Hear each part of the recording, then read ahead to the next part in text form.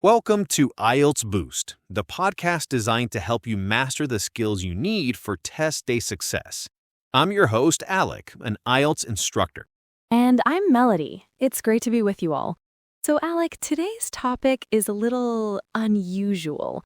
When you told me we were dedicating a whole episode to color words for the reading section, I was surprised. Is it really that important? It's surprisingly crucial, Melody. It's one of those niche vocabulary areas that can make a significant difference, especially when you're aiming for a high band score. Think about it. Colors are everywhere in academic texts, and they're often the key to unlocking specific details. Okay, I'm intrigued. So, where does this really come into play? Well, first and foremost, for scanning, when you're looking for a specific piece of information, a color word is an excellent keyword. It's concrete and stands out. If a question asks about a reddish-brown sediment, your eyes can quickly scan the text for those specific words. It's much faster than searching for abstract concept. That makes sense. It's a visual anchor in a block of text. Exactly, but it goes deeper. IELTS reading passages, especially in the academic module, often cover topics from science, art, and history. In these contexts, colors aren't just decorative. They convey specific, technical information. A biology text might describe a species by its turquoise plumage or amber eyes. Right, and an art history passage might discuss an artist's use of crimson versus scarlet. They aren't just interchangeable words for red. Precisely. The nuance is critical. If you don't know that ivory is a shade of off-white or that navy is a very dark blue, you could easily fall into a trap in a detail-oriented question or a true-false not-given question. The test setters know this, and they use the specific vocabulary to test your comprehension. It's funny because learning colors seems so basic, but now that you mention it, it's actually quite complex. I've read that even young children in English-speaking homes who learn hundreds of words for objects and actions can struggle with color concepts for a long time. That's an excellent point, Melody, and it's likely for the same reason that language learners find it difficult. A color is an abstract property, not a concrete noun. A child learns ball by seeing many different balls, but the color blue can apply to a car, the sky, a pen. The concept is less tangible. And the grammar is tricky too. We can say, give me the blue one, where blue almost acts like a noun, or I have a blue car, where it's a simple adjective. Then you get things like bluish-green or dark navy. It's not straightforward at all. You've hit on the core of the challenge. So for our learners, moving beyond the basic rainbow is key. Let's practice a few advanced color words that frequently appear in academic texts. I'll see the word, and then we can break down the pronunciation. Okay, I'm ready. First one, crimson. It's a deep, rich red color, pronounced crimson. Crimson. Got it.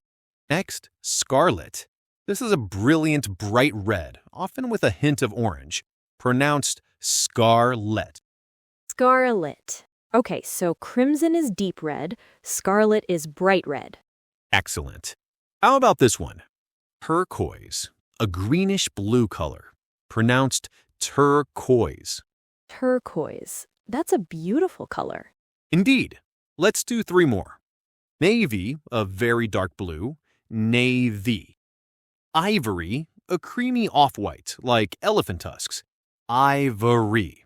And finally, amber, a yellowish orange-brown color, like fossilized tree resin, amber. Navy, ivory, amber. I see how knowing the origin, like for ivory and amber, helps to remember the exact shade. That's a fantastic learning strategy. Now, let's put this into practice. I'm going to read a short passage, typical of what you might encounter in the IELTS reading test. Listen carefully for the color words we just discussed. Archaeological analysis of the burial shroud revealed a complex tapestry. The dominant color was a deep crimson, likely derived from the kermes insect, a costly dye in the ancient world. Interwoven with this were threads of brilliant turquoise and a pale, almost translucent ivory. Microscopic examination showed flecks of what appears to be amber-colored resin, perhaps used as a preservative. The outer border, a dark navy blue, contrasted sharply with the vibrant scarlet details in the center, indicating a high level of craftsmanship. Wow, okay, almost all of our vocabulary words were in that short paragraph. They were. Now, here are a few sample questions. Question 1. According to the text, which material was possibly used to help preserve the shroud? That would be the amber-colored resin. The text says it was perhaps used as a preservative. Easy enough if you know amber. Correct. Question 2 is a true, false, or not given. The statement is, the most expensive dye used in the shroud was blue. A classic trap. The text says crimson was costly and mentions navy blue, but it never compares their costs, so not given? You are absolutely right. It's not given. The text doesn't provide enough information to make that comparison.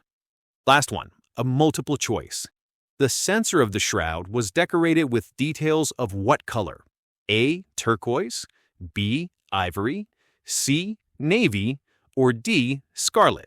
Let's see. The text said the navy border contrasted with the vibrant scarlet details in the center. So the answer is D, scarlet. Perfect. You see how each question relied on understanding not just the word, but its context and specific meaning. This is why building this part of your vocabulary is such a high-return activity. That's fantastic, Alec. I feel like I've learned so much already. Are there any other ways color vocabulary can be tested or used in the IELTS reading section? That was a brilliant demonstration. I'm completely convinced now. So what can our listeners do to practice this? Here is your homework task for the week. It's simple but very effective. As you read articles in English, news, science, anything, take a highlighter and mark every single color word you find, not just red and blue, but all of them. Keep a running list in a notebook. That's a great active reading exercise. You start to notice patterns and see these words in their natural context. Once you start looking, you'll probably see them everywhere. Exactly. Well, that's all the time we have for today.